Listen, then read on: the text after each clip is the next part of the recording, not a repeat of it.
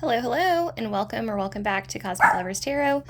Thank you for joining me today for another edition of Flip Through Friday, where I am basically going through each card one by one in one of the mini tarot decks that I own. I was thinking today what I was going to do or how these flip throughs differ from a review of the deck. And I've decided that I will actually do some deck review videos. This is more of like a first impressions. What do I think about each card? And also gives you a chance, the viewer, to view every single card in the deck before you purchase it. I also said this could be used as like a fun divination technique. If you had like a specific question, you could maybe I don't know, scroll to a random point in the video, and then that card could be like the answer to your question or something. I don't know. I thought that was just like a fun idea, but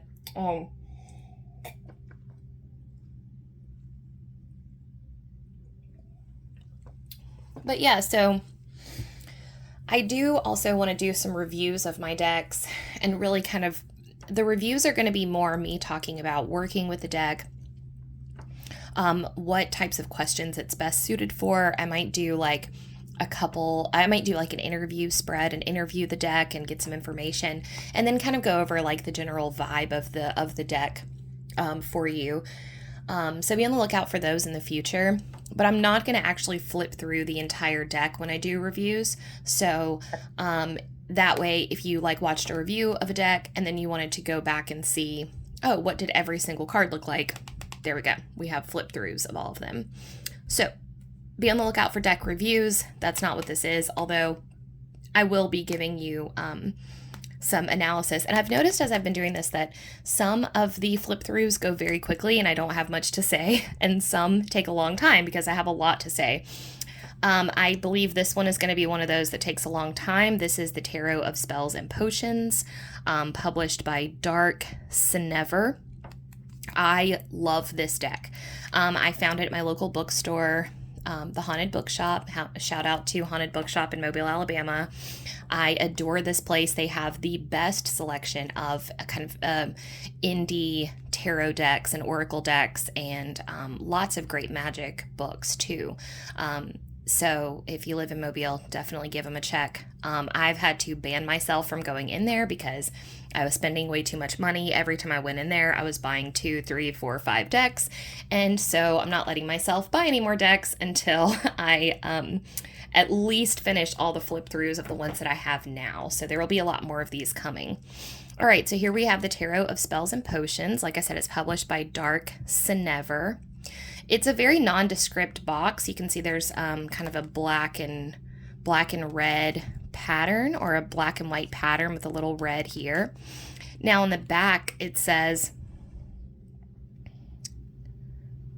all right, I'm just going to zoom in a little bit. On the back it says, when you do not make yourself equal to God, you cannot apprehend God, for life is known by life. Leap clear of all that is corporeal and make yourself grown to a like expanse with that greatness which is beyond all measure. Rise above all time and become eternal. Then you will apprehend God. Think that for you two nothing is impossible. Seem that you two are immortal, and that you are able to grasp all things in your thought, to know every craft and science, find your home in the haunts of every living creature, make yourself higher than all heights and lower than all depths, bring together in yourself all opposites of quality, heat and cold, dryness and fluidity. Think that you are everywhere at once, on land, at sea, in heaven. Think that you are not yet begotten, that you are in the womb, that you are young, that you are old, that you have died, that you are in the world beyond the grave. Grasp in your thought all of this at once, all times and places, all substances and qualities and magnitudes together. Then you can apprehend God. But if you shut up your soul in your body and abase yourself and say, I know nothing, I can do nothing, I am afraid of earth and sea, I cannot mount to heaven, I know not what I was nor what I shall be, then what have you to do with God? And this is a quote from Hermes Trismegistus. I hope I pronounced that right. Hermetica, the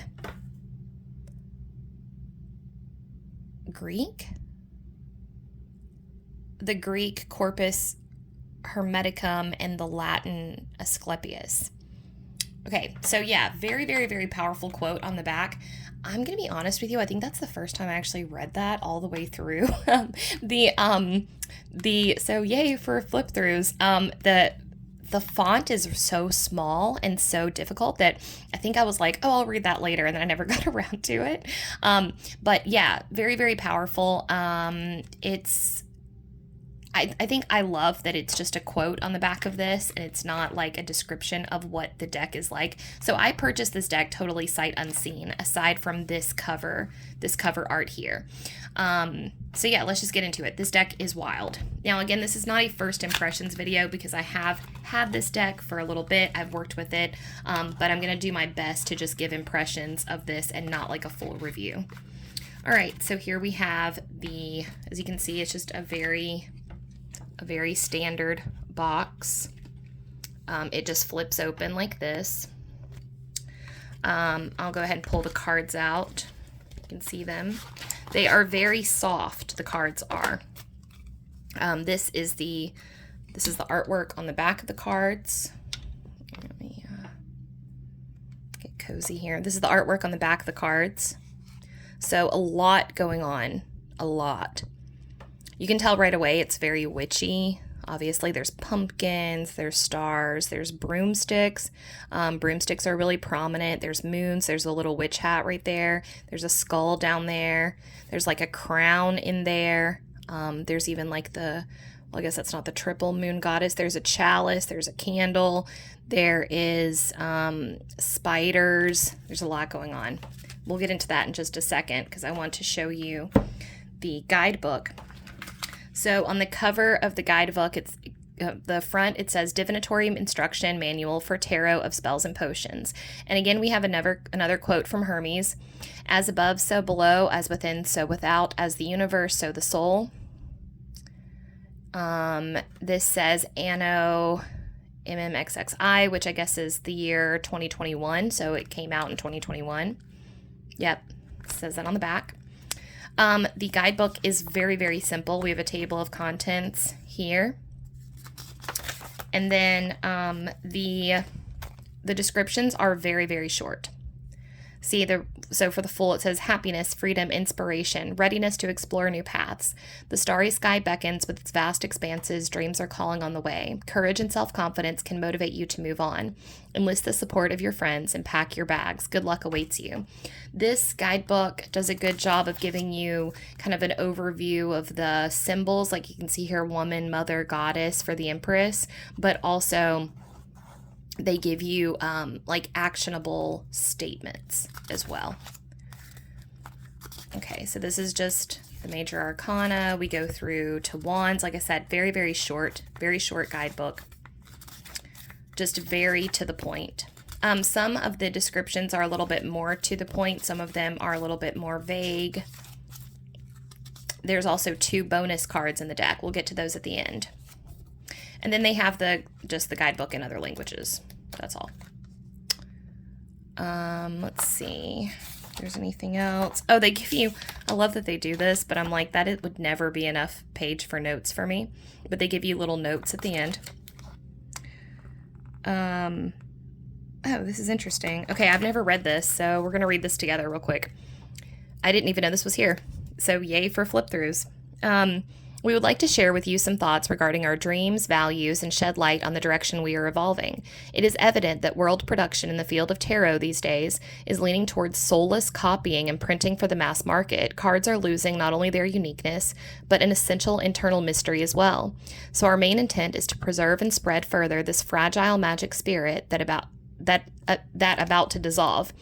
Here are the 3 basic aspects we rely on. 1, we want our decks to be appropriate for the tarot reading in itself, not to be just a useless mixture of images randomly intertwining with symbols lacking of any meaning. Behind any deck should be a strong concept with an elaborate symbolism. We want to move towards historical technologies of the past in order to avoid modern copying and printing industry trends with its spiritual emptiness.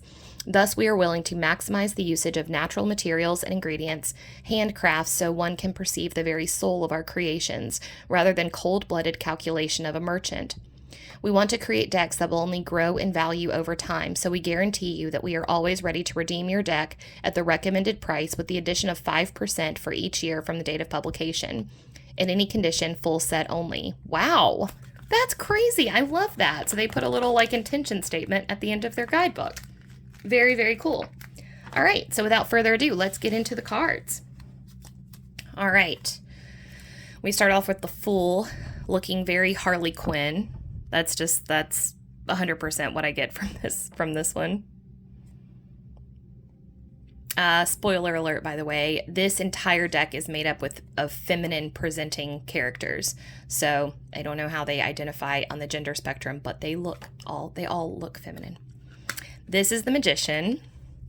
I love this sleepy magician.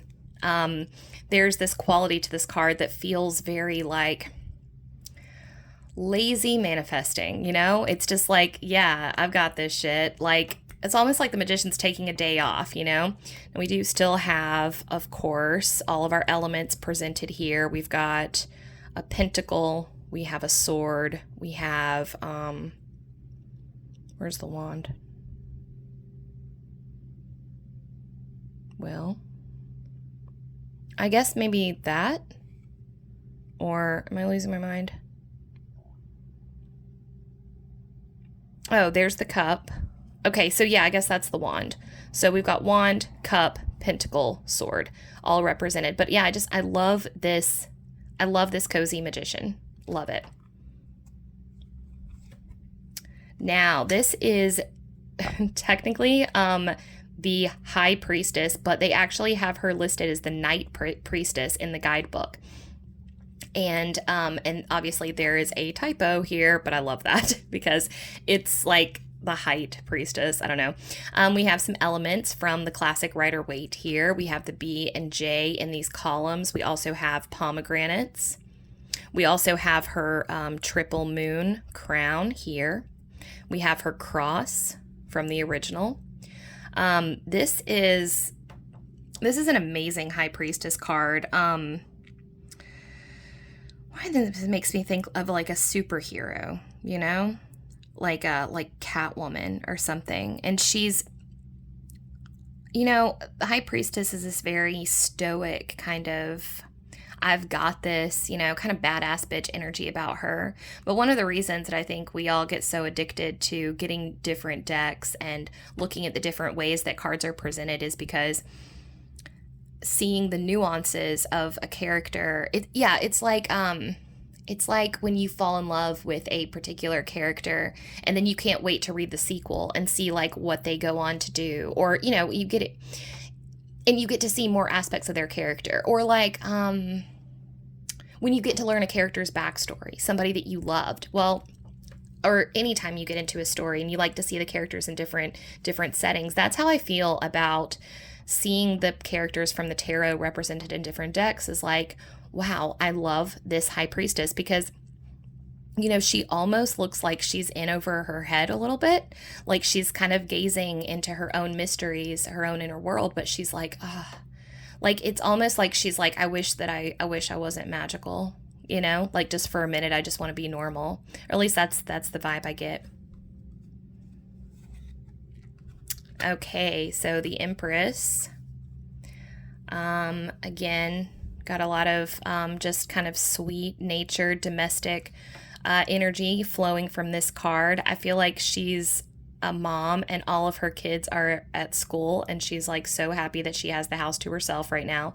And that's like she was taking a break from like cooking dinner to like work on a spreadsheet or something. And so that's why she's got this like spoon. Like she's just, you know, she's got this really silly kind of energy going on that I love.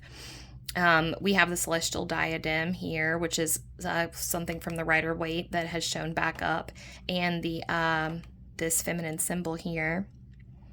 I can't tell if she's like playing a board game over here or what this is supposed to be. If you do decide to get this deck, just be forewarned. There is so much going on in the cards, guys. Like they are so deep. They're deep. Like, they remind me of like psychedelic comic strips, if you know what I'm talking about. Like there's this specific type of like psychedelic art that's just like densely packed with stuff, and it's great to look at while you're tripping. Well, this is like that. I've never looked at this deck while I was tripping, but I imagine it'd be a lot. All right. Now this is the Emperor, and like I said, we have mostly feminine presented characters in this deck. But that being said, we do still have the Aries Ram showing up here, here, and here in this one, so some classic Rider-Waite. The crown is very similar, I do believe.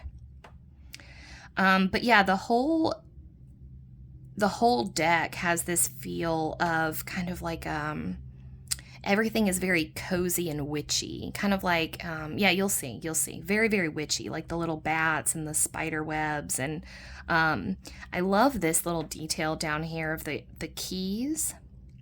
I don't know, there's something about like masculine and feminine energy here with like this, it looks like a locked key, or like a lock, and then its reflection. I don't know, just something I really like. Here's the Hierophant. The Hierophant is interesting because it's presented as like a mother and her child, which makes sense because the Hierophant is about institutionalized learning and kind of like hierarchical ranks of information being passed down, which but this is a very cozy Hierophant card. You know, the Hierophant can at times feel kind of distant and maybe not, I mean, like, I don't know, like the Hierophant cares about you, but like, not like, you know, not like a mom, you know, like your teacher. But you know how different teachers have different ways of being. You know, there are some teachers that become almost like second parents to you because they're so nurturing, because they care for you so much. They almost become like more of a parent than your own parents. That's like this, the energy of this Hierophant, which is pretty cool. It's gonna, okay. We do have some elements from the classic Rider-Waite. You know, I just did realize that in the Rider-Waite, the Hierophant is kind of, does have like a couple pupils down here that are kind of kneeling in front of him. But again, it doesn't feel as cozy as this. Some elements from the classic Rider-Waite that showed up, this triple level crown here that the Hierophant wears, this scepter, this triple lined scepter. I hope I don't butcher this, but that scepter actually is about the expansion of a person's scope of their like relationship with their community through life or something like that. I'm butchering it, but basically it's like the individual's consciousness, and then the collective consciousness, and then the spiritual consciousness. It's something like that. These keys are also something that show up in the original Rider-Waite as well. Here we have the Lovers, which is really an interesting depiction because this is like two siblings, you know? So I love when the Lovers is depicted as something that is not romantic love, even though not knocking romantic love. Romantic love is awesome and it has its place, but it's always nice to see a depiction that kind of deviates from the norm. I feel like these are two sisters that, I don't know, for some reason I feel like they come from different worlds. Like she has a different dad. Maybe it's because like she's a different skin tone. I'm not sure, but it's almost like they've been divinely brought together. I guess maybe this also reminds me of me and my little sister. She was about that difference in age from me, and she had a different dad. And anyways, we went through a lot together as children, but we stayed really close. And I love this angel in the background here, you know, similar to the angel in the Lovers in the Rider-Waite. It's like, yeah, girls, like I brought you together, you know, like divinely so that you could support each other through a difficult time. That's what I get from it. All right, we have the Chariot, a very whimsical chariot. This symbol is in the original Rider-Waite. We kind of have a throwback to, I guess, in the Rider-Waite. There are some like black and white striped elements. Because there's a black and a white Sphinx, right? Yeah, pretty sure I got that. But yeah, this is a very whimsical chariot. The chariot in the Rider-Waite, sometimes it can be difficult to know if it's moving or it's stagnant. This is definitely a chariot in motion. Now we have strength, which has a typo.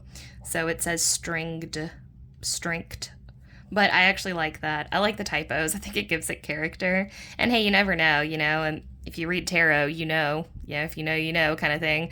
Everything has meaning in that realm. And so it can be really funny sometimes if this card comes up and you think, oh, wait, the initials HT might be relevant or something, whatever your mind is drawn to. But so this is very similar to the classic strength card in the Rider-Waite. We have a woman here who is, she's studying. I like to imagine she's studying something spiritual development. Instead of the lion, she has her two pets here. She has a dog and a cat, which are really cute. So we still have that animal element, and she is petting her cat, just like in the Rider-Waite, she's soothing the lion. And we do have the infinity sign over her head there. The Hermit, this is the card that was on the front of the box, if you remember. A beautiful, beautiful, beautiful depiction of the Hermit. Very similar to the Magician energy, but like, I love that this Hermit is like getting witchy as fuck. Like, you can just tell, like, it's snowing outside. She hasn't been out in a while. She's doing a fucking ritual. And, like, I know you've been in that space. Like, if you're on this channel, if you're watching this video, if you're deep in tarot videos, you've been in that space where you're just vibing, straight vibing with your cards. You're vibing with the universe. You're just, like, oblivious that there even is a world outside. And that's this Hermit that we have here. Wheel of Fortune. This is a wild one. How I told you there were some, one of the things I love most about this deck is that there's so many elements to the cards, so that like if you're a reader, you know how like you watch a movie that has a lot of depth, or you read a book that has a lot of depth, and no matter how many times you've seen it, you see something new in it every time you see it. That's how this deck is. Like, every time you pull out a card, you're going to see something new that you haven't seen in there before, because there's so much going on. This is, like I said, this is very interesting. We still have a lot of the classic throwbacks from the original. We have like this winged lion over here. We have this like Sphinx creature here. We have that winged bull down here. We've got like the griffin thing over here. We have the Wheel of Fortune, but there's a lot more going on too.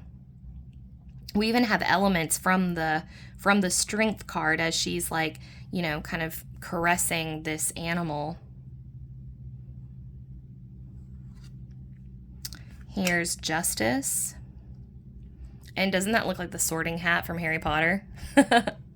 It's totally the Sorting Hat. Yeah, this is an interesting one. It's kind of like she's trying to spin the wheels, or she's trying to make things work in her favor, but she's also like, the wink makes me think of like a wink and a promise, like, but ultimately I'm leaving it up to universe, like, universe, you got this, right? Like that kind of thing. All right, here's the Hanged Man, which does have some classic symbolism in it. Mostly just that he's upside down. We also have the introduction of an octopus, which I think is such an interesting thing to put in the Hanged Man. The way I see this being depicted this way is that the Hanged Man is about shifting your perspective after you take a minute to sit and reflect on something, and you start to see it from a new angle. I was thinking that these tentacles can be like thoughts that kind of surge up and entrap you. You can get stuck in these thought patterns because you've kind of let them run away from you, or you've let them kind of trap you. And it can get very labyrinthine and like, wow, what is going on here? You know, slippery, like. And then when you relax, it's almost like Devil's Snare in Harry Potter, if you're familiar with that idea, where it's like, in order to pass through the tentacles of Devil's Snare, they had to completely relax and just like surrender to it. And that's like what's happening here, is like he's surrendered to the to the tentacles of the octopus by using his will here, because like Broom kind of being a little bit of will, and he's suspended his will to take a fresh look at this, and he's like, oh, it's not that bad after all, you know. Okay, here we have the Death card. Yep, a very, very interesting depiction. There's mushrooms down there, I'm pretty sure. Unless I made that up. Is that a mushroom? I might have made it up. I thought I saw mushrooms down there. Okay, well, no mushrooms. There are trees. This looks like, I think the guy from the Black Cauldron, maybe? We have the classic death flag up here. There is a horse in the Rider-Waite death card. This is like a hobby horse, though, which is interesting. There's a lot of stuff you can pull out from this. A lot of stuff. The fact that this girl is like holding Death's banner. Oh, right, because I guess Death was riding on a horse in Rider-Waite, and in this one he's just holding it up.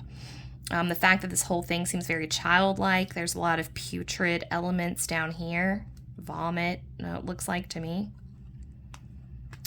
This is Temperance. Again, we get this kind of little kid dynamic. I think it's interesting that we've got 3 Ace of Spades down here, which aces being like new beginnings. I think that's really interesting. I'm not sure what I make of all that. Now we do have the 2 cups kind of merging into each other here.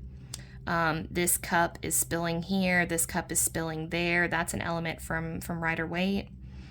Other than that, we don't have too many elements from the classic.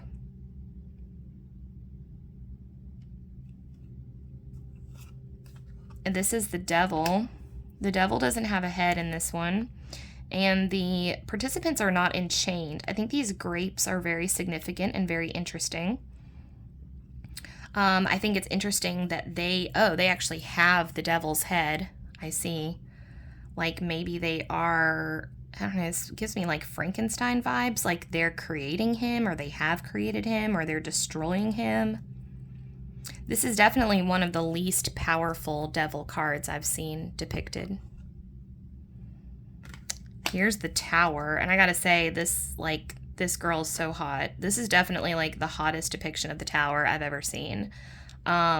She has a little Sailor Moon on her forehead. We've got Saturn showing up. We've got sacred geometry. We've got the Tower is basically a castle, and this chick is just like, yep, Tower, so what? Like, she doesn't care, you know? She's not on fire and like screaming as she's plummeting down. So this is a Tower. This is the Tower card you want to get for sure. Here's the Star. And this is a beautiful one. This reminds me more of like the star that shines above you as you set off on your voyage into a new adventure or a new journey. Like sometimes the hope, sometimes the hope for the Star card feels like the end of a story. Like the journey is over and now we have a happy ending, little star to like seal the deal. And this feels like the journey has just begun and here's a star to light your way. The Moon, again, very, very cozy. I love the elf ears on the girl. And I love the artwork, like the mandalas. It's a very bohemian kind of look. It almost feels quilted. Here's the Sun, feeling very playful. For some reason, this gives me Shania Twain energy, and I have no idea why. Or like a Spice Girl. But yeah, definitely like a neighbor that you'd want to have. Like she's probably baking cookies for you and like inviting you over, helping you with your laundry, like just a very kind energy.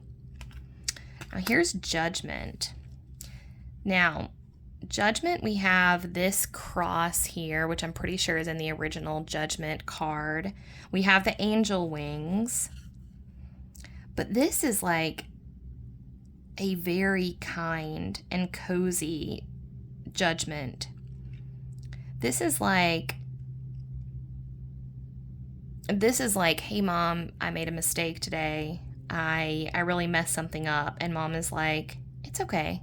Mistakes happen, but thank you for letting me know, It's softer. And we have the World, which is our final here. And again, even though this is the end of the major arcana, to me, this feels very much like a beginning card, which I guess, every ending is a new beginning. So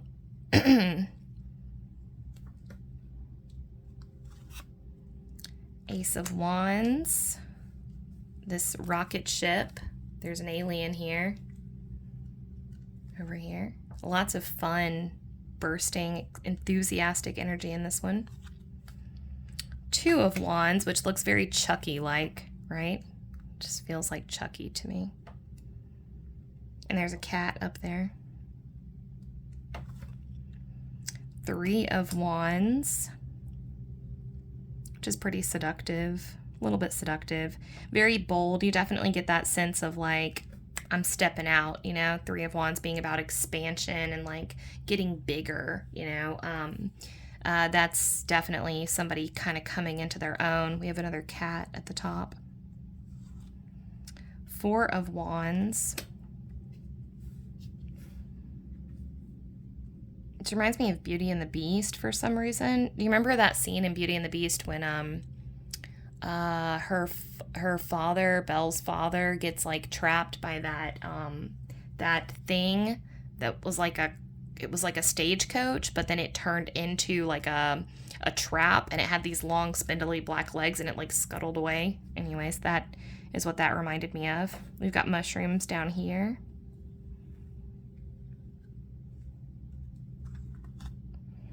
Five of Wands. Looking like somebody on a road trip. I got some very weird stuff in this one. We've got like an alien up here that is an eye. So make of that what you will. Five of Wands is about a little bit of conflict. So yeah, read into that what you can. There's a lot going on there. Six of Wands. This is another cozy depiction. Six of Wands is about being celebrated for an accomplishment. But this is like, this person is like kind of choosing to celebrate themselves, which is its own form of self-celebration, Seven of Wands, a little bit more conflict. And we have that eye again, which shows back up. So again, I think we could look at this eye as being like an inner voice or an inner perspective. I don't think it's a good perspective. I think it's us kind of battling with this kind of negative force inside of ourselves. It's almost become its own entity, and we're like, hey, I don't like what you said. I don't agree with you, or whatever. Eight of Wands. This is actually a much more subdued Eight of Wands than normal. Eight of Wands being coming into alignment. She looks a little bit morose, but I guess, that's okay. It can be a weird feeling. Nine of Wands. And then in contrast, the Nine of Wands often looks like burnout, but this girl seems very much in the zone. So, 10 of Wands. Again, we've got this little Sailor Moon thing going on with the moon. Very youthful kind of dancer energy.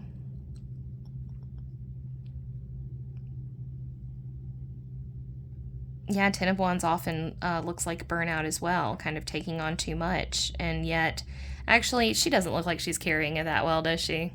She looks like she's got a face, like a mask. Like she's like, I'm fine, I'm fine. Oh, like she looks like that meme that says like, this is fine, everything is fine, and it's the guy that his room is on fire and he's like sipping a cup of tea, and it's like, you know, the narrator is like, everything was not fine. That's kind of how that looks. Little manic. Now we have the Page of Wands.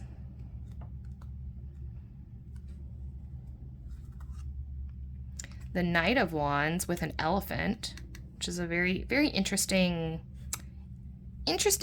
placement there. Yeah, I don't know why. I don't know why there's an elephant there. Here's the Queen of Wands, straight up mastering her domain. She's like who I want to be. She's got everything. She knows how to get everything done, and she still has time left to like make dinner at the end of the day. It's amazing. It's like she has one of those time turners from Harry Potter or something. Here's the King of Wands. This one, whereas the Queen of Wands has a more kind of inward focused drive and ambition and working shit out and figuring it out and making it work, this has a more external energy. This is one of the more interesting Ace of Cups I've ever seen. Ace of Cups talking about an explosive new emergence of emotion, of feeling, a new depth of feeling that you've never felt before. Typically that looks good, right? It looks positive, but this is like a darkness has emerged above her, and she's like actually kind of terrified of the depth of her feelings for this person or this situation. Two of Cups, lovely little burgeoning creative partnership here, or a romance, a little burgeoning romance. I love how playful they are with each other. There's some interesting stuff, like if you look up here, this little cat is like holding two little, I don't even know what they are necessarily. Oh, are they like little skulls? They're little like half skulls. Like that's a nose and that's teeth. Yeah, so take that with what you will with that, you know. The Three of Cups, which is interesting because this usually talks about going out and frolicking with the pals, but here we have a woman, you know, painting her cats. So, you know, the Three of Cups, revelry, and spending time with loved ones can look very different from deck to deck, obviously. Four of Cups. You know, Four of Cups usually talks about being oblivious to something or missing something. And I think it's interesting they've depicted this as, you can tell she's trying to write something and it's just not quite coming to her because she keeps throwing these away. Like crumple, nope, nope, nope. And it's almost like the same energy of like, that's not it, that's not it, that's not it. But in the Rider-Waite Tarot, it's more like, see, she's actively going out and searching for that thing, that cup, and she's missing it. Yet she can't find it. In the traditional Rider-Waite Four of Cups, the universe is trying to give the gentleman a cup, and he is oblivious because he's like, no, I'm good, I got all my cups, don't worry about me, you know. That's an interesting depiction there. Five of Cups, a little melancholy. I like that she's got her headphones on and she's just kind of like, you know, listening to her tunes. We've got those chalices again, those skull chalices. Yeah, those are, I guess, pretty prominent. I guess those are the cups. Ah ha ha. Ha ha. Yeah, guys, I just figured it out. That skull thing over here with the Two of Cups, those are the cups. Those are the cups. I feel so silly. I didn't see the stems. So those are the two cups. And then here they are. They're again here. Okay, so yes, they are half skulls. They are chalices that look like skulls. I told you there's so much in these cards. There's a lot to miss. And so we have the same here. So the Five of Cups talks about, well, this is interesting because in the traditional Five of Cups, he has 3 spilled cups and he has 2 that are upright, and he's looking at his spilled cups, but she's looking at her filled cups. So maybe this is a little bit of like same sitch, but glass half full, not half empty, you know? 6 of Cups. I love this one. This is one of our soulmate cards, and it's so, so sweet. This is actually my favorite depiction of like romantic love in this. Well, if it is romantic, it looks pretty romantic, but I guess I could be wrong. 7 of Cups. I love this card. This is one of my favorite cards. Very, very similar. You know, we've got these fantasies or delusions, or is it real? Is it not? Phantasmagoria dangling over this individual. The 8 of Cups. She looks like she's maybe at an ice cream shop or something.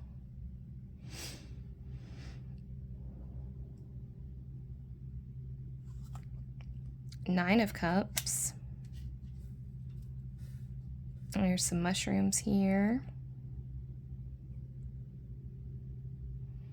9 of Cups deals with, well, I always look at it as kind of your story, you know, and being proud of yourself and where you've come from, and the memories that have brought you to this place. And I feel like she's looking back through some photo albums of her own life and kind of just reflecting on where she's been. 10 of Cups, one of the more glamorous cards in this deck. She looks like a princess with all of her cups around her. She wants for nothing. Page of Cups, looking very artist chic. She looks like a poet to me. Knight of Cups with her little fox. Yeah, she looks like she's just coming back from a really great date. Like she's just like beaming ear to ear because she's like, oh my God, that went so well. Queen of Cups, looking so beautiful. And just, there's something so mesmerizing about the Queen of Cups to me. I guess it's maybe part of it is how mesmerized she is, you know? This is her inner world that she's clutching. She's just like, oh, wow, there's so much depth to me. King of Cups. Now, this is one of the more moodier King of Cups I've ever seen depicted. He reminds me of like Kylo Ren, or she reminds me of Kylo Ren, just like, oh, woe is me. You know, it's a very emo kind of King of Cups there.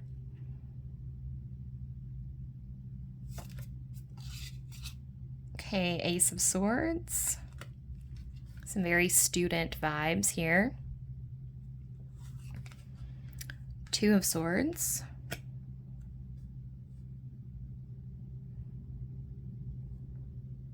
We still have the cross swords dynamic, but I think it's interesting that she's like leaping over them. I don't know the significance of that. 3 of Swords.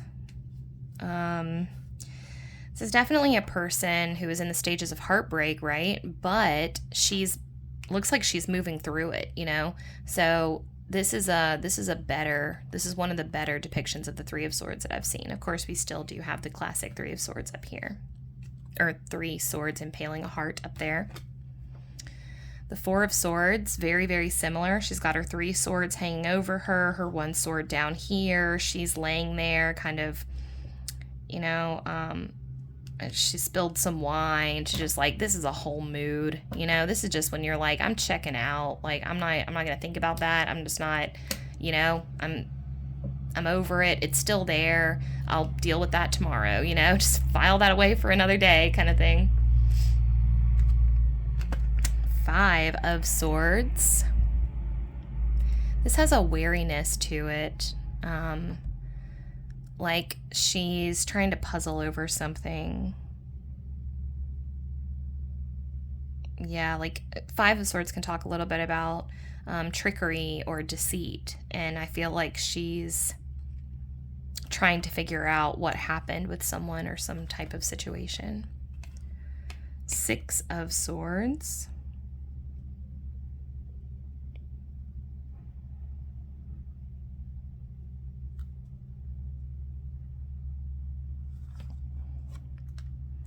Seven of Swords. Looking very steampunk.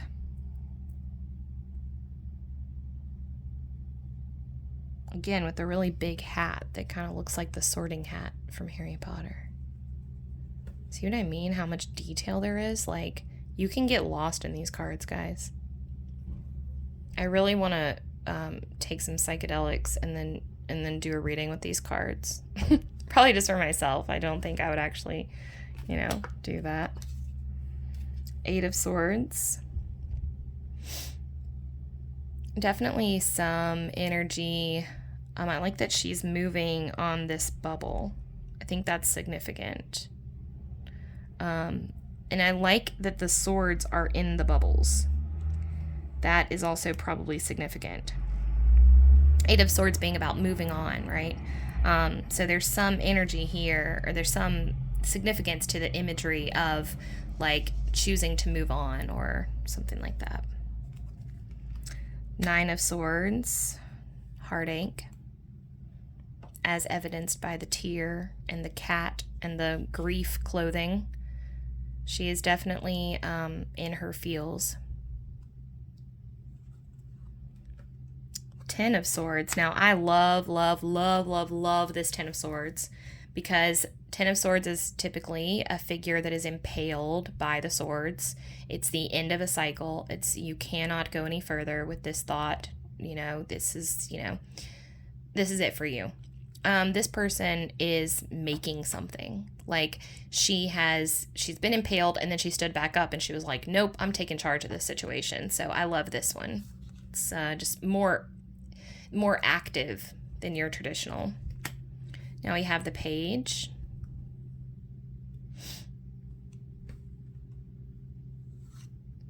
The Knight, which is weird. This is such a odd Knight of Swords.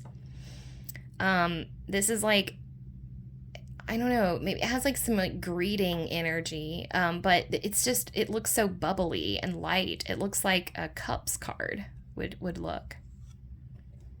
Here's the Queen of Swords. I get a little bit of like Wicked Witch of the West vibes here. I guess because of the bicycle. And the storm, maybe. But yeah, she's definitely making moves, though. Queen of Swords, definitely making moves. Here's the King of Swords. Man, you can tell this King of Swords is wicked smart. Like, she looks brilliant, right? Like, just one of those easy, smart people that's just like, just like super witty and fast, figures things out like lightning fast, like Violet Baudelaire. Moving into the Pentacles, this is one of the saddest Ace of Pentacles I've ever seen. It's like, here you go, child, universe child, like, we have a gift for you. And it's like, do I really want that? That's very interesting. But there's a promise of growth. The mushrooms are there. It almost looks like sacrament. It looks like a psychedelic is being given. But it might be just because of the shrooms and the trippy artwork. Here's the Two of Pentacles, which has more of like a dream-like quality to it than some other Two of Pentacles that I've seen, We do still have the change aspect coming in. There's a lot of water in this Two of Pentacles, a lot of water, which I guess makes sense because there is a lot of water in the Two of Pentacles in the Rider-Waite, but this is like under the sea, it reminds me of like the Disney song, Under the Sea.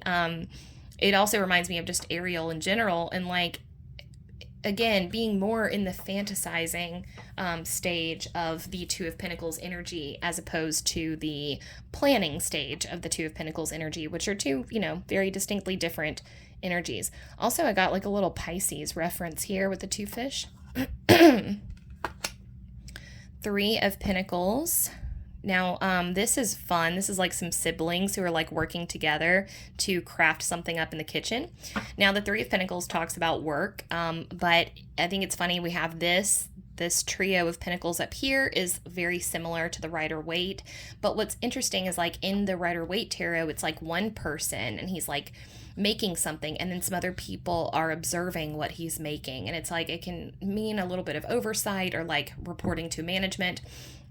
this is like some kids that have been working on their own and they're like terrified that their parents are going to come in and see that they've like exploded a mess in the kitchen. So I think it's really funny. It's like kind of a reverse of that energy from the traditional Rider-Waite. Here's the Four of Pentacles, which is one of my favorite depictions of this, I think. I love these drooping flowers. The Four of Pentacles can talk a little bit about being tight with finances, being guarded emotionally, just being like generally kind of closed off and like, for good reason. But this is kind of showing how, sorry. For some reason, my light went off.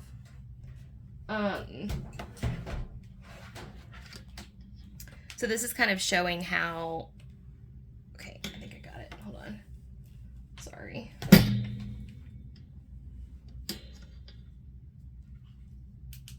Okay, got it.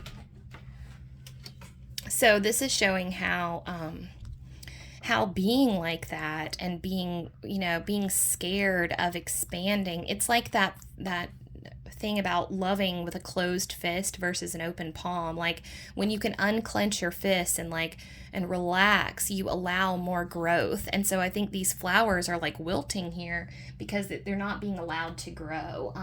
And it's just like a little reminder, to allow yourself to, just to relax a little bit. But I also love that this card is always gentle, like every time it comes up for me in a reading, it's like, hey, it's okay. We know why you're clutching your coins like that, but it's also okay to relax. Five of Pentacles. This one's actually a lot less sad than a lot of other ones are, although we do still have this is like so bizarre. You can tell me what you make of this. This is like a little orphan child that's outside and is like found a phoenix or something, a parrot, and she's like poking it. I don't know, she looks like a street urchin, and I imagine that's what we're looking at, but I have no earthly idea why this bird is there. Maybe this is like a metaphor for her ability to fly because she's trapped by poverty. I don't know. Honestly, your guess is as good as mine about what that bird is doing there. All right, we've got Six of Pentacles here, which is really fun. This looks like a girl who's about to go give a TED Talk. She's really excited to share her knowledge.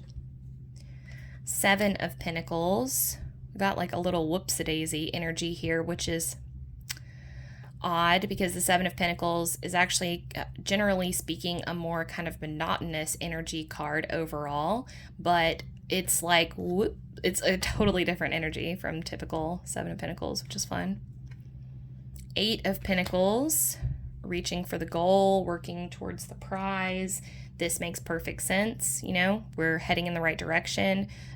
Eight of Pentacles is about focusing one coin at a time towards an objective, and knowing that the way that you get there is one small step at a time, but giving it your all anyways. I love this depiction of the Eight of Pentacles. We have Nine of Pentacles, which looks straight up like Hermione Granger and Hedwig, kind of. That similar energy. But I love the Eiffel Tower back here. I love that they kept the bird and like the fancy girl. She looks like she's, taken herself to Paris, and I don't know where she's got all her money, but she's definitely, not hurting for cash. 10 of Pentacles. A very weird depiction, right? This is one of the more chaotic Ten of Pentacles cards I've ever seen. Ten of Pentacles usually talks about comfort and stability and security, like maybe with extended family or like a soul tribe, but this is like a disgruntled child, again, like that's being left to fend on his own devices. I don't know. This card hasn't come up for me in a reading, and it's very baffling to me. I like it. I think it's very interesting. I worry about this child. I'm not sure why he's all alone or like why he's so upset when he's got the Ten of Pentacles. So that is a mystery. That's a mystery to solve. Here's the Page of Pentacles. I feel like she's just started college. This is her freshman year of college, and she's like, okay, I've got this. I've got a new routine. I'm gonna make my life something great. You know, she's ready to dive in, do the investment. Here we have the Knight of Pentacles. I love this Knight of Pentacles. She is so serene. She reminds me of Eowyn from Lord of the Rings. That beautiful, beautiful elf that's just like, I think I am envious of her energy because I move slow, but I'm a fire sign, and I have a lot of fire in my chart, and I'll have a lot of air in my chart, and also I'm just ADHD and scatterbrained, and I should ADHD, whatever the fuck that means. But anyways, so I have difficulty accepting that I move slowly, and I wish that I could just slow down and appreciate the moments that I have instead of constantly worrying that I don't have enough time, I'm not getting enough done, why is my to-do list going like this? I want to be like this Knight of Pentacles so much. Maybe one day I'll get there. This is the Queen of Pentacles. Definitely looks like the kind of person you'd want to go to if you had a problem. She seems like a really good listener, like she would help you out of a tough spot, for sure. The King of Pentacles, which is rounding out the major arcana. Almost looks kind of ethereal or ghostly, doesn't she? Like, I don't know. Like she's been on this path for so long, she no longer exists or something. Just a very odd energy. Okay, now, yay! It's time for the brand new cards. So this is only for this deck. This is Chaos. So I'm going to show you Chaos, and then I'll read to you from the book so you can know what Chaos means.